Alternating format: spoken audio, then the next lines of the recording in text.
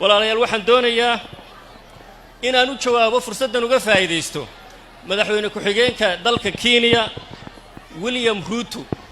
oo maalin dhaweyd ay idin wada ogeydeen in uu yidhi Soomaaliya waxaanu kala macaamilaynaa cid cusub oo aanu soo saari doono waa ka wada dhareegsanaydeen warkii uu ugu khudbadeeyay dadkiisa inay rabaan inay soo cumaamadaan qof cusub oo ay iyagu wataan oo Kenya ay mas'uul ka tahay oo iyaga u adeega oo ay meesha dhigteen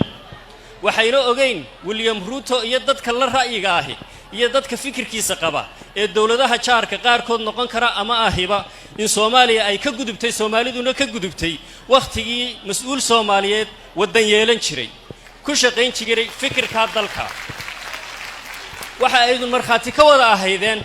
xildhibaanada sharafta leh ee Soomaaliyeedna ay beeniyeen damicii guracana ee TPLF 4 sanadood ka hor waxay yiraahdeen magaaladan Muqdisho ah magaaladan Xamar ah beledkan Soomaaliya ah wuxuu baa madaxweyne ka noqon kara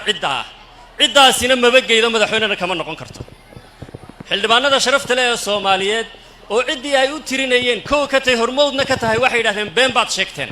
qof kasto Soomaali waa muwaadin Soomaaliyeed xaq baan u leeyahay inuu madaxweyne noqdo aragtidii TPLF ee qaldanaydna way beeniyeen soo maaha soo marxaati kama wada ahayn soo xildhibaanada halkan jooga ma ahayn kuwii beeniyay ee yiri Soomaalinimo iyo codkayaga si xor ah inaanu u dhiibno ayaanu diyaaruna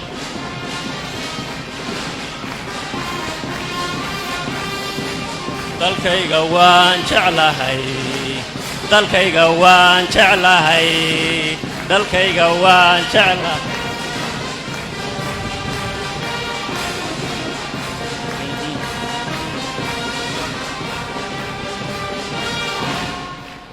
dawlad kastoo ay soo faragelisay walaalayaal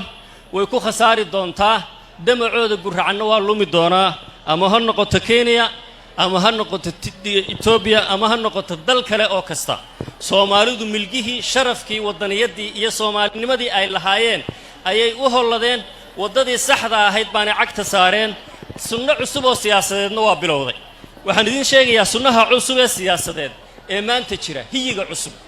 aragtida u dhaxaysa siyaasiga hanka leh iyo siyaasiga danta leh danleyda iyo hanleyda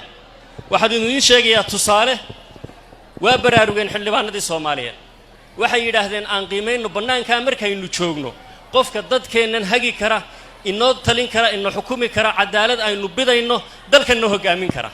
dawladaha xubnaha ka ah dawladda federaalka ayaa tusaale idinku filan dawlad goboleedka Koonfur Galbeed xildhibaanadii waa shireen tartan baa dhacay la isma lahayn sida ay wax u dhaceen baa u dhacayaan isbedel baa dhacay madaxweyne lafta gareen wareegii koowaad baa aqlabiyad ku soo baxay mar labaad waxaynu ogeyn galmudug qoorqoor wareegii koowaad buu aqlabiyad ku soo baxay mar saddexaad waxaynu ogeyn Hirshabeelle Ali Gudlaawo wareegii koowaad buu aqlabiyad ku soo baxay marka waa xilligii wareega koowaad 2020 yaal noo dayma la'aan Soomaha hiyigeenu waa in wareeg koowaad oo aan badmadow lahayn aynu ku sii wadnaa continuity-ga iyo horu socodka dalkani uu u baahan yahay in uu gaaro waxaan doonayaa laba shay oo dhaqanka siyaasadda ee ah 4 sanadoodba mar hal ka rogo oo laga saaro hal la bedelo haddana ku kale hal cumaamato in laga soo guuray maantana loo guuray Soomaalinimo yaa wax ina tari kara yaa wax inoo qaban kara halgeenu gaari karnaa sidee baynu hore ugu socon karnaa taa inagoo ka guulayna Soomaali haddaan nahay waxaynu u baahan nahay in aynu doorasho ka shaqeyno doorashadii lagu heshiiyay waa diyaar gudiyadii waa diyaar doorasho loo dhaqaaqaya doorasho loo dareeraya muwaadin kasta oo Soomaaliyeed oo hunguri kaga jira xilkana in tartan furan oo xor ah uu kaga qayb qaato tartan furan oo xor ah uu ku tartamo tartan furan oo xor ah uu isku dayo inuu ama xildhibaan ku noqdo ama xilka ku hanto wixii inta ka baxsani waxay inagu celinaysaa dib u socod iyo meel aynu horeba tacab badan inaga baxay inaynu ka soo waaqsano labada dhaqan ee ah dhaqankii dib u noqoshada iyo isku meeraysiga iyo dhaqanka horu socodka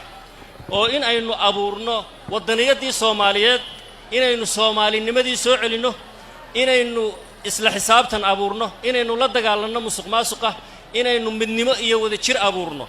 iyo inaynu dib u noqonno labadaa midkood baa inoo yaalla waxaan aaminsanahay inaynu dooran doonno horu socod wada jir midnimo soomaalinimo iyo wadaninimo waxaan doonayaa inaan ku soo gabagabeeyo waxa laga yaabaa inaad daawateen ama fiirsateen nin aqoon-yahana oo ka soo jeedo qoomiyad la yidhaahdo naga citizens ama naaga sidii loogu dhawaaqaba saddex nooc oo qofku yahay ama umadi tahay buu ka hadlay midka koowaad oo ugu sheegay keligii labo qof wax walba isagu isku cabira isagu isagu tusaale uu haysta ummadan inuu yahay keligii siyaasi keligii aqoon-yahan keligii Soomaali keligii qabiil wax kasta oo uu ku helayo rabitaankiisana taas u raaco oo u raadsada iyo laba hab qabiiliyaho ay yiraahdaan nidaamka qabiiliga ah oo qofku uu u arko qabiilkiisu inuu yahay dunidiisa qabiilkiisu inuu yahay cabirkiisa aragtida uu sameeynaya iyo fikirka uu qaadanaya ay tahay qabiilkiisa ah mabdiisa qabiilkiisa diintiisa qabiilkiisa fikirkiisa qabiilkiisa ra'yigiisa iyo qofka saddexaad oo ah muwaadinka Soomaaliyeed ama muwaadin oo uu yiraahdo ideal person ama citizen oo ah xuquuq iyo xuduud in la kala yeesho xil iyo waajibaad inay jiraan dastuur iyo sharci inuu jiro marka ma waxaynu u guurnaa oo aynu joognaa inaynu nidhaahno maya keligii laba hal la ahaado ma waxaynu nidhaahno maya qabiil hal la ahaado mise waxaynu nidhaahno muwaadinka Soomaaliyeed aynu abuurno oo sameeyno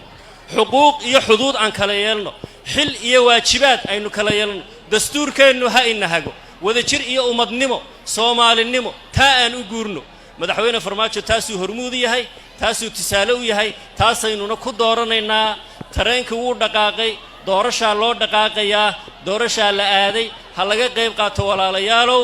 nidaamkii heshiiskii iyo habraacyadii ay dawlad goboleedyada iyo siyaasiyiinta kale rabeen ay iyagu doorteen baa aynu qaadanay kaasaan inoo ku tartamaynaa waa inoo doorasho 2021 wassalaamu calaykum wa rahmatullaahi wa barakaatuh